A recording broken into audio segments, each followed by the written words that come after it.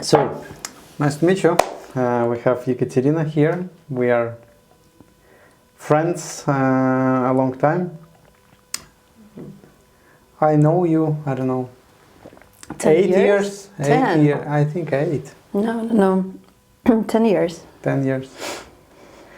Maybe even more, because I know you worked in Odlaklasniki before. Yes. And there was an event, and I was like on the competitor side. I was CTCO, and you were Odlaklasniki.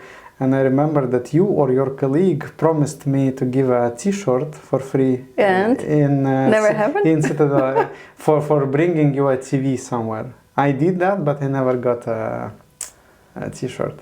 Okay. So I still have we should fix that. I still have a beef about that. Okay. So it's more than 10 years. Now it's my revenge time. I will ask you all the bad questions. Okay. Then it means that it's more than 10 years. Yeah, so. maybe.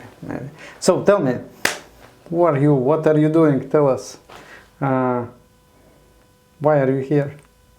Ekaterina, or Katya for short. I come from Lithuania. I live here for... From Lithuania? Yes, I live here for like 12 years now, soon.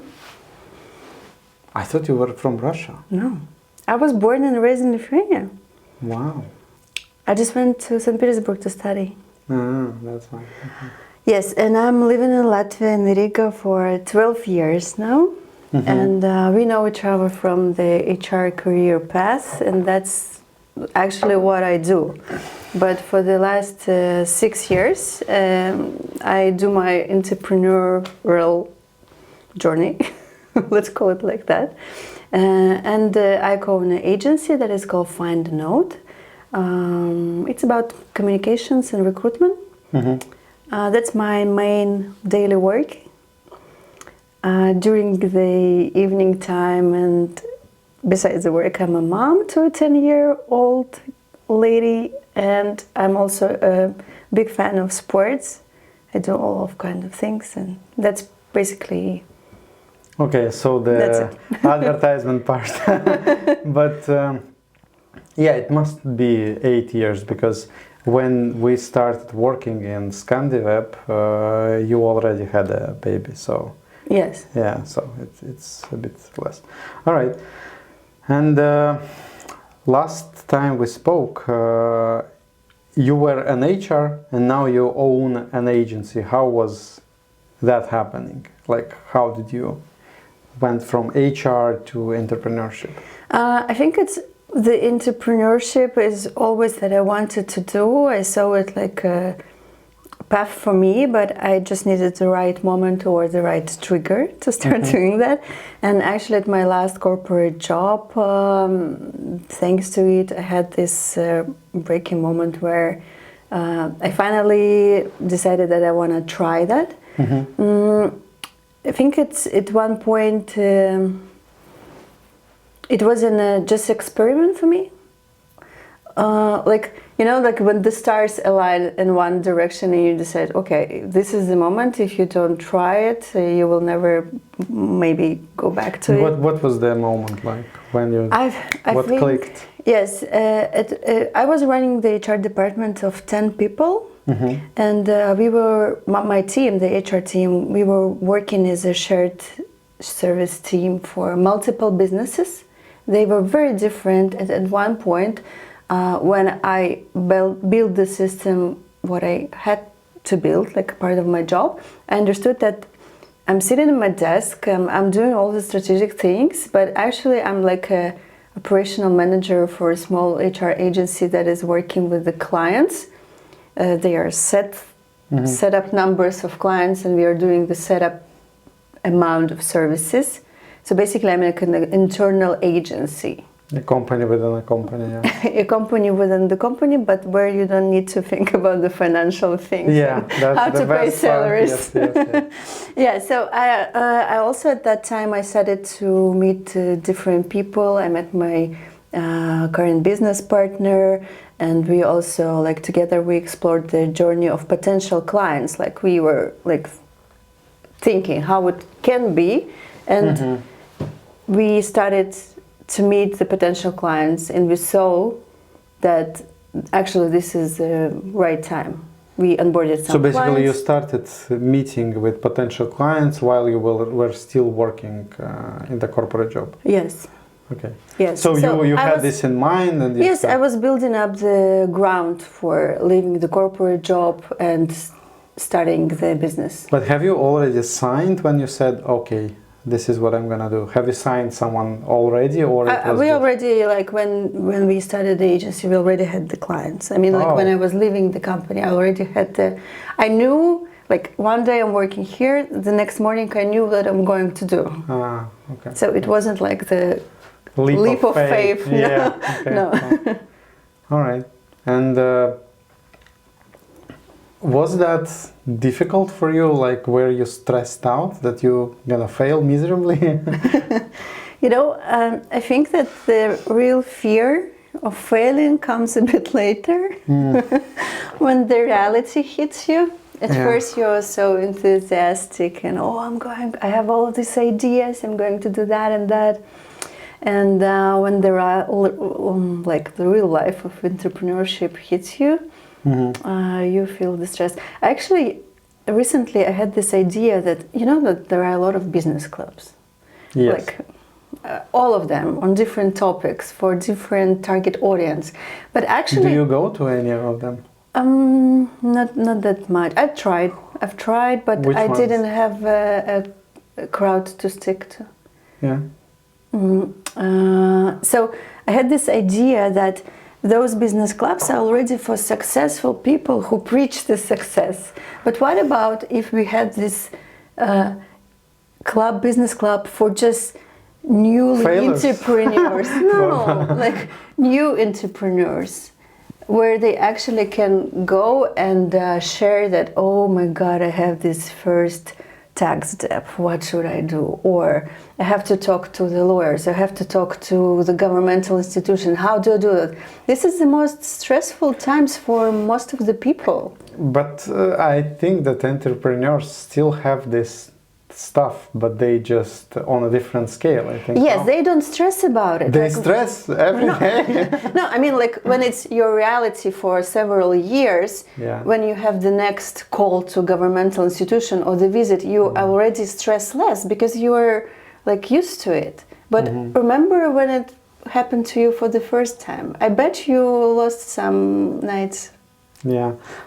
Well, I was like, actually, you touched a point that I wanted to discuss later. But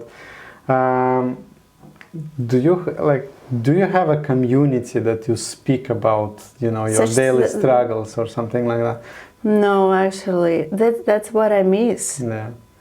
Because also I have like, there is a saying, it's always lonely on the top, that I refuse to think. But yes, it's constant struggle that everyone that you meet have different problems. Yes. And my problem seems a bit different, and somebody already did it 20 years ago, and why they cannot teach me it, I don't know, but I haven't met the... Yes, when you club. reach out to some mates from other businesses that already went through this path, they can just tell you like, oh, don't worry, it will be fine, you know, like, but it doesn't help you in this moment. It would be very useful to actually talk at that moment to this person who is going through the same or recently went through the same. But would you want to help someone? Like, for example, Yes. I'm a total newbie, like, Yes. would you solve my problems? I would not solve your problems. Yeah, That's the service we do for money. okay. But I will be definitely sharing this excitement to help you with the struggle, to mentor, to show the direction to go to I don't know, to calm you down and explaining that, okay, here are the options, done that, been there. It's all going to be fine. Well, maybe. The moral support, you know, like But maybe some useful contact sharing or some directions pointing. but I think that it makes you stronger as an entrepreneur. Yes. You have to survive it yourself, no? You don't have to somebody, like, there will not always be someone who can babysit you. Of course, but we are not talking about babysitting. We are talking about having an example of another person who went through the same things, and this person is fine, not with gray hair, not, I don't know, dying somewhere in the neighborhood with no money or dead inside. You seen this? So the next business for you will be a business club organization, right? No, I don't. I still don't understand how the business, from the business side, how it works. The business clubbing, let's call it like that. Yeah. Do you go to business clubs? No. I've tried 2 times with BNI. This is network. I tried with them too. I remember my first online meeting at 6:15 a.m. I was offline, Okay. So it's for worse. me, I'm evening person. So for me, it was double stress because I have to wake up at 5 and then go somewhere. So how was the experience? It was COVID time, so I did it from my car, driving somewhere. Yeah. But from time to time, in my thoughts, I come back to this BNI and networking because I know businesses who actually are doing quite well because of the BNI. Yeah. But I don't understand. Like I see FindaNode and I see myself not fitting there. Yeah. Why?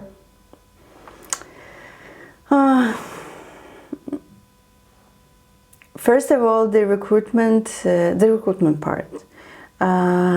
It's because of the services that I do and the niche that I work with.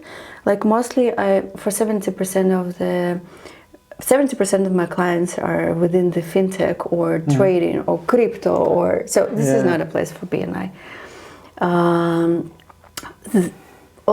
But like 30% of my job is C-level management executive search, like executive search for C-level management for more tangible businesses like manufacturers or trading companies. They're also a little bit already out of the BNI, yes. But I see that maybe for the communicational part, it can be a good area of the clients, but also it can be a good area of the clients if, let's say I'm a communicational or marketing freelancer, that's my place. A lot of different clients, smaller tasks, set projects. For us, it's a little bit like we are targeting other clients. We are mostly working on monthly subscription with bigger accounts. So I don't know. Okay. Yeah, for me, it didn't work out that well because I felt obliged that there is a ritual. How much money did you bring to the other BNI network? And I don't really blend in as we sell very niche things. Like not every business needs a mobile app. Not every business does it like every I don't know, every other week I have to share, and I felt like pressure all the time that, hey, you have nothing to say, and it was like, what I'm doing here. And there is I don't know, businesses who are, I'm a DJ for the event, and this is cool, like you can do a lot of business for the guy, but for me, the cycle is like 4 or 5 months to prepare and to do stuff. So I understand that it's actually helping a lot of people, but for me, if I would run accounting services or legal services, it's definitely a place. Yeah, but they also have ban on they have each group, they have each industry represented only by one member. Yes. So if we're in the same group, only I can be the lawyer. Yeah. But it's actually good. It's how they build the system so the members can earn from each other and reach out. I was thinking about making a breakfast club here. For example, I don't know, we have a new kitchen, and I was thinking maybe we can invite some people. Who is the target audience? Businessmen who are struggling, who are basically, I don't know, struggling with IT mostly, like, hey, how do we solve this, how do we solve that, and we can have a breakfast and we can talk. but it's just an idea, and we were like, it's so complicated. You have to prepare everything, you have to organize it, you have to communicate, and other things. But actually, you do have these events that are running monthly, so maybe you could just try to experiment with the format and make it breakfast one day. Actually, we were thinking what to do. We changed the format for it. It was designers product meetup, product design meetup. Then it was developers meetup, and then we kind of scratched that. Even we went to the business meetup or product meetup because it's much more interesting for us ourselves. Yes. Because I don't know. Yeah, and so far it looks really good. I like the people, I like the vibe, I like that we can bring interesting people who can share actual results and say, hey, we did this, and this is the company we built, and this is great. Not just, oh, I learned to code this on the XYZ platform, and this is the results. So yeah, I really enjoy that. But yeah, sorry, let's get back. So basically you found a colleague, upcoming colleague, and you went to serve clients. So how it was, like how many clients did you get when you hire first person? Oh, I'll try to remember. Yes, so basically we found a business partner. We're still together, and we have these two business divisions, and we are each of us is developing the business division, and we also making the most big decisions, strategic, as the partners. But you separate, basically you do one part and she does the second. And you know nothing about her job? Oh, of course I know. Yes, I know. You know, okay. Yeah, we are sharing, it's a transparency, because we also help each other with we bring clients, we talk to clients, we are able to go, I'm able to go to a meeting and represent the other business division and sell it the same with the same she can do. So when we hired the first person, basically we hired immediately. When we started the business, I remember we rented a table in a co-working. It was our first co-working. It was a table basically for our colleague that we hired and me mostly, but it's one table turned into one office quite fast, maybe half a year, 3 months. So we already had, we also needed help with project management, with some copywriting and so on. So basically I remember that first 6-7 people were quite fast. Wow. It was, quite fast. Success. And how big you are right now? Right now we have 7 people, and in-house, and we also do have a permanent set of contractors that work with us for quite half a time. Cool. Interesting. So do you also have a salary, or you when do you pay yourself? Is it the last? This is the usual struggle of the small businesses. Yes. When do you get paid? I'm not that good with that, I should say. The usual, yes. Yes, because I had to learn the hard way. By my education, I'm an engineer in oil and gas industry. I'm more close to IT than to finances or legal work. So since I'm running all the operational work for the agency, I had to learn basics of the accountants, like financial planning and so on, and I'm still learning every day. So this is a journey. But yeah, you know that when you have people to take care of, first you take care of them in terms of with the payment, and then you are the last one. Maybe it's not a financial or management not advice. Financial, but you still do a full-time job? Do you have I don't know, task manager where you have set of tasks for 8 hours a week, a day, then you have 40 hours a week. So how is your work How day? do I manage my own time? Yeah. Finally, I learned after 5 years, I learned the hard way again. So I started to actually understand and accept the fact that my time off the work is very important. And it affects directly how I feel and how I perform during the work hours. So I started to prioritize my personal time. And because before that, for example, so I go to, let's say I play paddle, for example. Yeah. I play paddle, it takes me, like one game is 2 hours, for example. Okay. It's quite a time. Yeah, long time. It's a lot. Can you just, like before that, like 3 years ago, Katya, me, I would think, oh my God, it's 2 hours. Okay, I could earn that much money in 2 hours. Let's say that I close a deal or I find a right candidate or attract another client. I could actually earn money during those 2 hours that I spent on the sports. And I would choose work. Then I feel bad about it. And it's like this accumulated... Why you would feel bad? Because you didn't do sport? Or? Yes, because I didn't do something for myself. And also like the sports helps you to relax the brain, to think more, to be more productive at work.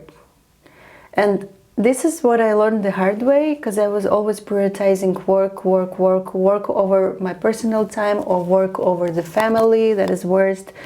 And I learned the hard way that now I need to have my personal time in order to be productive during the work hours and be the most useful for the business, for my colleagues, and so on. I have to have specific amount of time at my sports, with my daughter, with my family, traveling, off the clock, because this is a part of routine.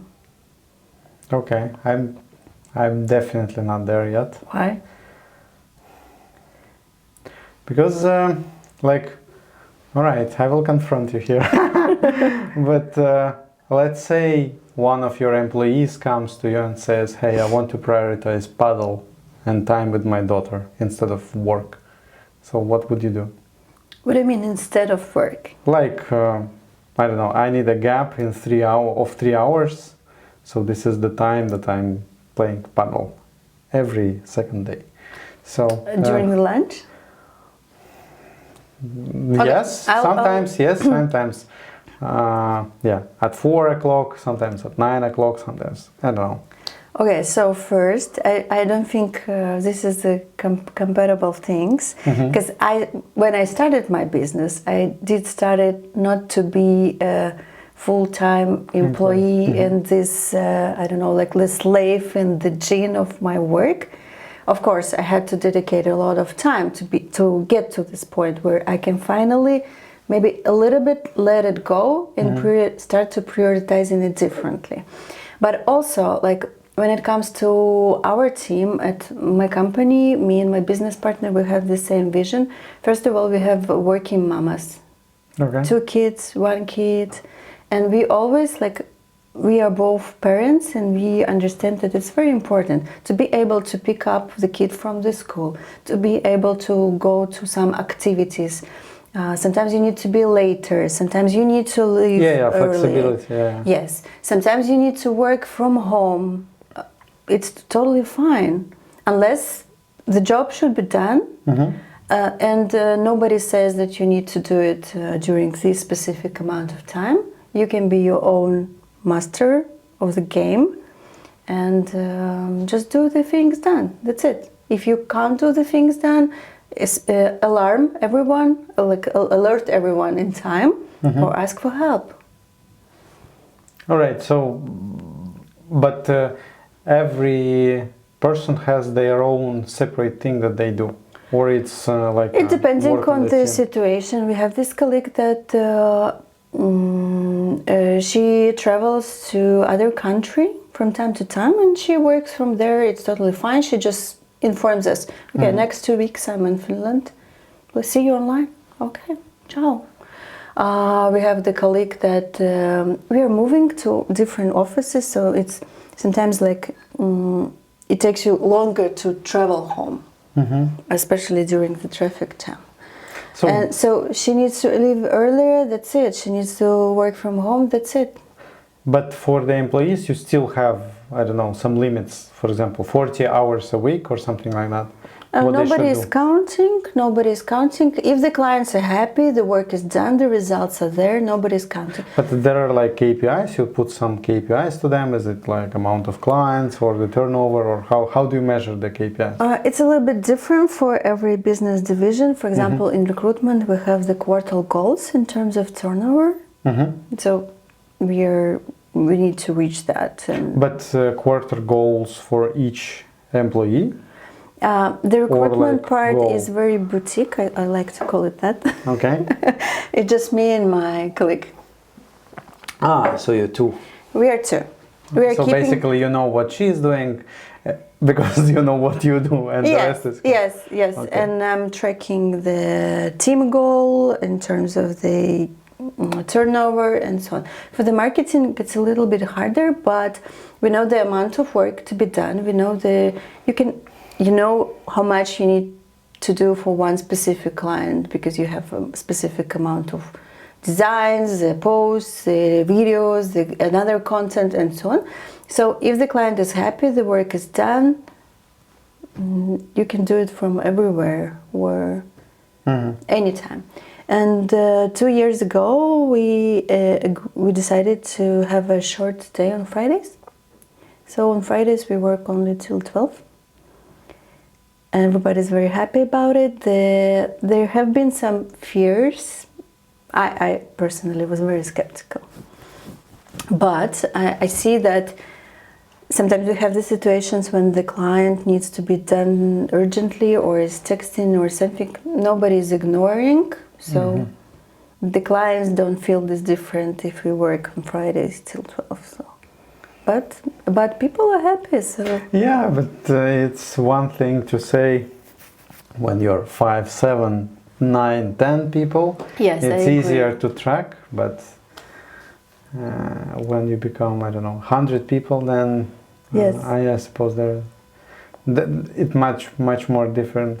But maybe I'm old. I just don't, not progressive enough. We started when we first had this idea, I was very skeptical. My business partner convinced me that let's experiment for 1 month. We will see if something is wrong, 1 month. And we communicated clearly to the team that this is a 1 month experiment. After the experiment ends, we discuss whether we're keeping it or letting it go. And after 1 month, we understood that there is not much difference for our colleagues being more happy. And also we started doing it just for the summer time. But when because the summer is very short in Latvia and there is not much sun. But when the summer was over, we understood that we can actually try to prolong it. Yes. Until it became the permanent thing, and it's totally fine. Okay, interesting. All right. And you also did this EASYPOT. Yes. I was really interesting. It was really like curious for me. How do you make offline subscription mode? Like how? Because I have a subscription app, but it's online and everything is digital. You don't actually deal with any payments. Apple does it for you. How do you do that? How do you make sure that everybody pays? Do you have a how do you sign up people for that? Okay, so maybe in order to keep everyone on the same page, I will tell a little bit about EASYPOT. EASYPOT is it was rest in peace. Oh. Okay. So EASYPOT, it was a startup that we started during the COVID, and it was about plants. It was a plant subscription service. You can purchase a subscription for 3 months or 6 months or maybe one timer just to try.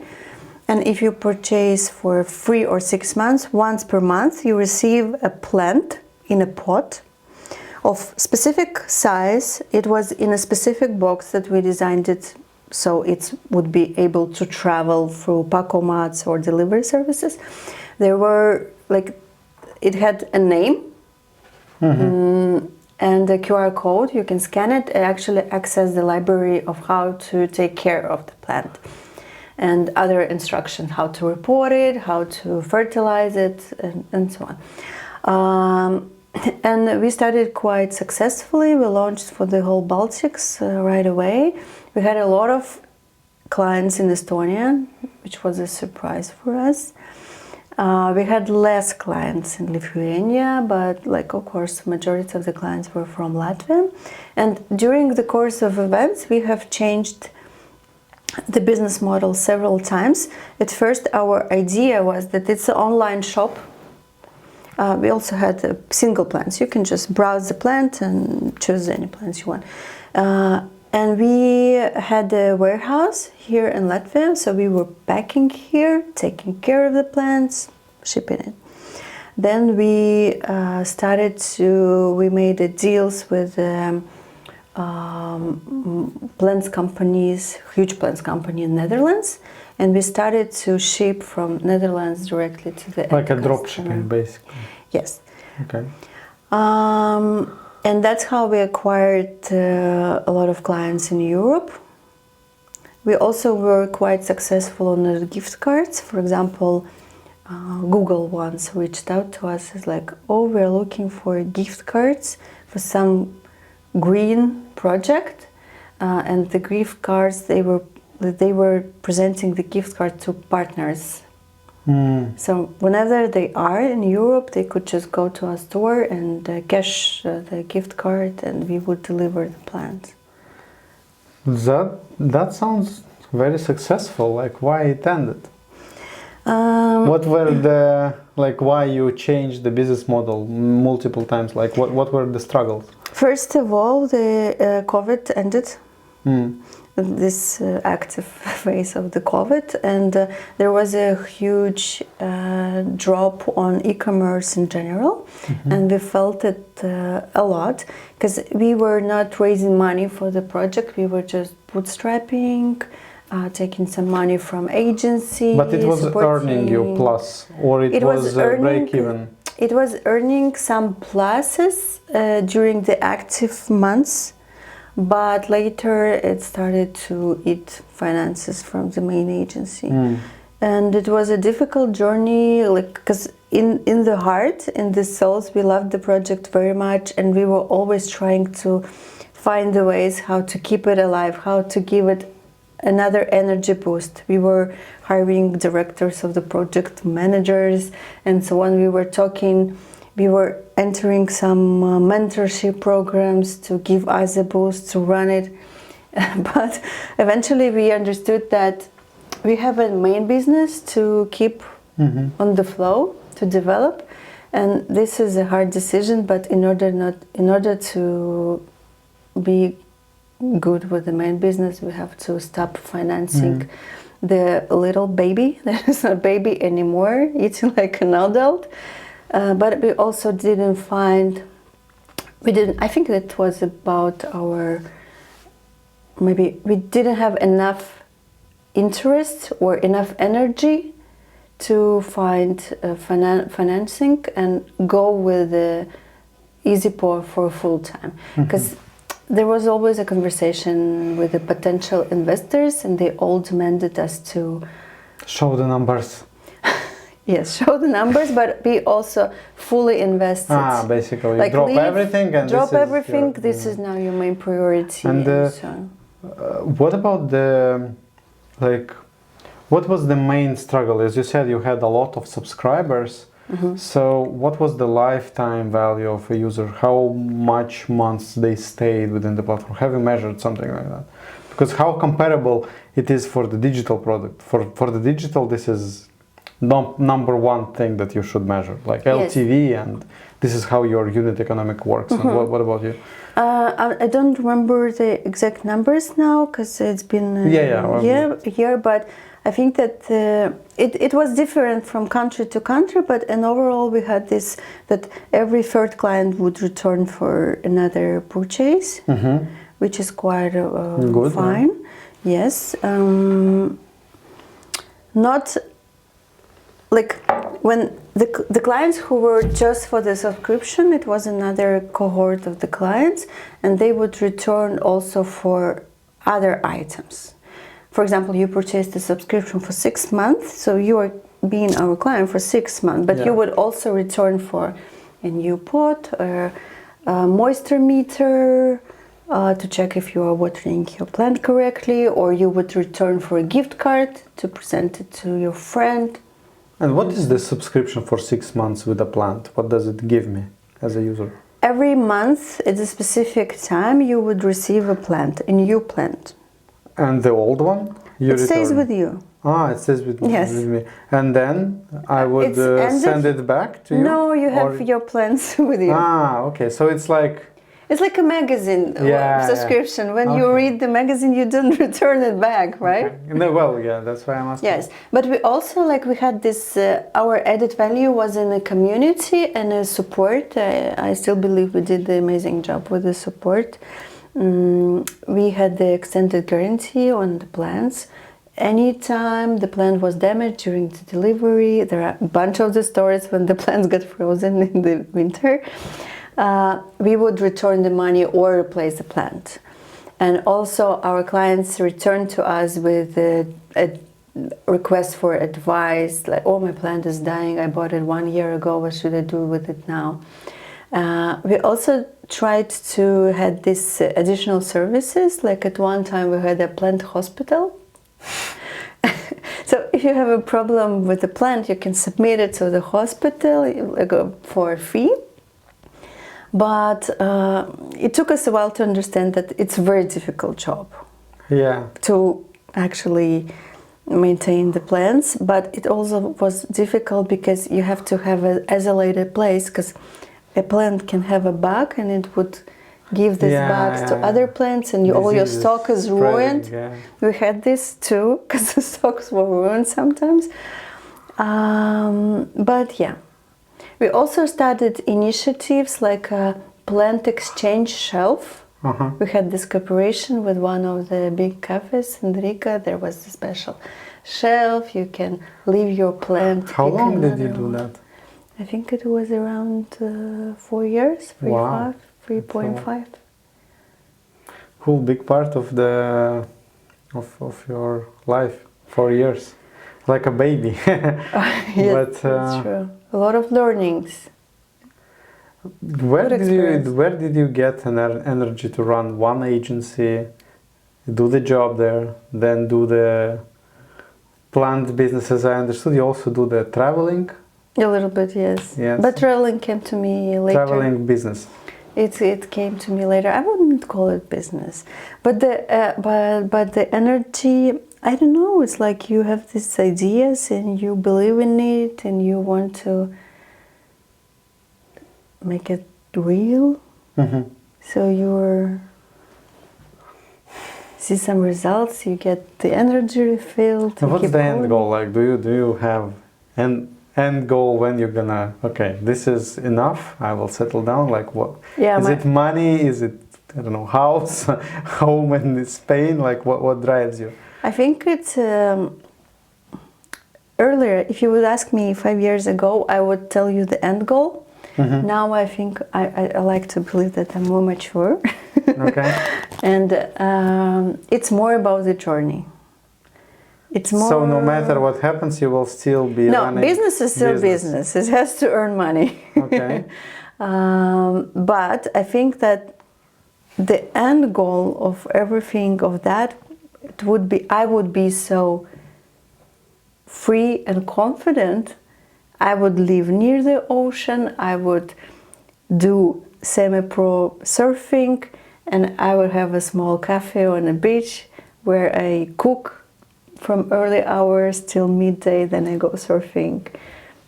Something like that. I can't express it in a material way. Looks like retirement, no? Yes, but it looks like retirement, but where you're still active and full of energy and want to do things. And you can tell that you lived a life. And so your grandkids and a lot of years above. Okay. So somewhere warm, is it Asia, is it? I don't know, but it's more about learning how to enjoy the life now. All right, cool. I don't know how to get back to business from this. So travel, like you do it quite occasionally now. Do you think, maybe you can tell like what you do with the traveling business? I'm still wrapping. Yes, I'm still wrapping my head around it. I think it's just that case where you see the opportunity, you jump in for different reasons. So for me, it was. For me, it was that I went to the trip to Maldives. It was a group tour, and I'm very interested in all the ocean life and big fishes and small fishes and snorkeling and diving and you so do on. Scuba diving as well? I can't tell you that I do. I did it 3 times, 2 of them in Maldives. I'm still trying to understand if I can call it diving or I'm snorkeling with all the equipment on the top of the water, because I didn't fall in love with it the first time. It was really? very hard for me to learn the technique, so you're able to dive deep. But last time I went to 10 meters down, so it was quite an achievement for me already. But I would like to explore that. One day I will definitely go to the warm country for the whole instruction course. I've been learning it, I have 2 divers license. Oh, really? Yeah, I can dive up to 40 meters. And I did for some time. And now I really want to return, but yes. I don't know, I'm getting older and I get scared. I don't know, I had a couple of accidents recently, couple of years, and I don't know, I dove to 45 meters, I dove to caves, I did a lot of crazy stuff that I would never do right now. Okay, Really. so you can just join me at the 10 meter. Yeah, but actually we learn how to do it in the pools. Yes. So Kipsala or somewhere else, you just do it in the mornings, and they teach you how to do that here, and then you go. That's actually this is not a. I think that my interest is more into not learning how to do it correctly, but to see what's there in corals, But it's the safety, you have to know stuff to survive there, because if something goes wrong, like 10 meters is not very dangerous, because you can swim up and no dramatic. If you run out of the air, you can still. For example, when you dive like 40 meters, you have 7 minutes of air, and then you die, and then you have to decompress, and like it's whole different level. Yes, it's another level. My mind is not there. I'm not ready to go fully into the dive.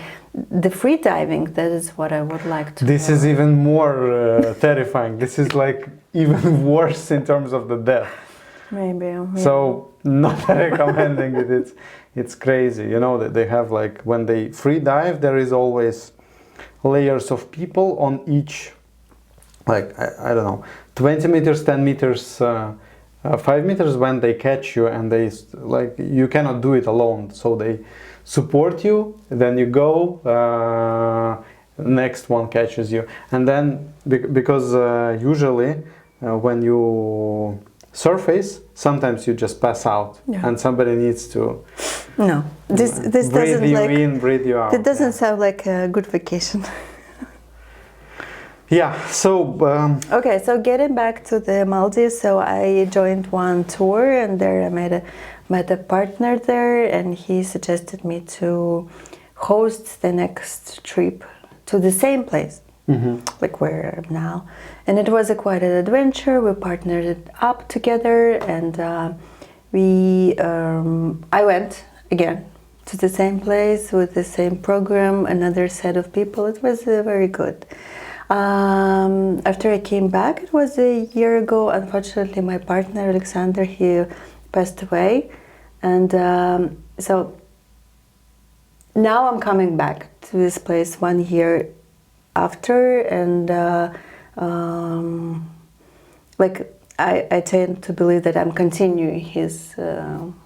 Legacy, yeah. Yes, something like that. So Maldives was not really his legacy. He was more into the mountains and more dangerous and adventurous paths.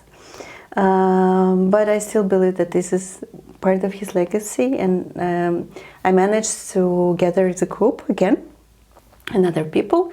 Actually, 2 of them are coming back to the same place. And yeah, so next week I'm going again there with to see the whale shark, to swim with mantas, cool. to fish, to dive. I hope to go to maybe 12 meters. But you need training for that, no? There are a set of instructors. So to do that. basically, It's you not dive with the instructor, and Yes. he babysits you around. And Yes, it's not like I'm just going yeah, because myself. there is like No, theoretical no. part, Yes, and there is yes. practice. Yes, it's part of the program. This one session with the instructor to try it. Okay. But now I can go a little bit deeper since I know some. Don't stress it out. So since I know some Cool. things. So yes, this is something that I enjoy to do, because I like this local island on Maldives. I never even imagined that. Could you do it like a business? Could you do it full time? I never thought about it like that. Or it's just, I don't know, I go enjoying, I go on vacation and I just bring a lot of people with me. Or how it is? Is it hobby for you? Is it business? Is it how serious you are about this? I think that I'm at that point where I'm serious about this one destination, about this one program. Of course, I changed it a little bit and so on, but this is something that I know already, and this is, I don't know, clear water for me.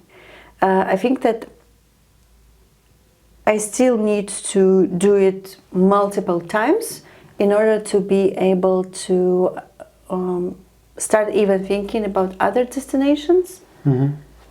So I'm just enjoying this one destination now and this set of events, and let's see where it leads me. Cool. I'm keeping my head open. All right. I think it's a great end for the conversation to wrap it up like this. So yeah, I wish you really great journey. I hope that you will come even more energized, and we meet again. Yes. Maybe you have something to say or share, or do you want to promote something? Or Promote? Thank you very much for inviting me here.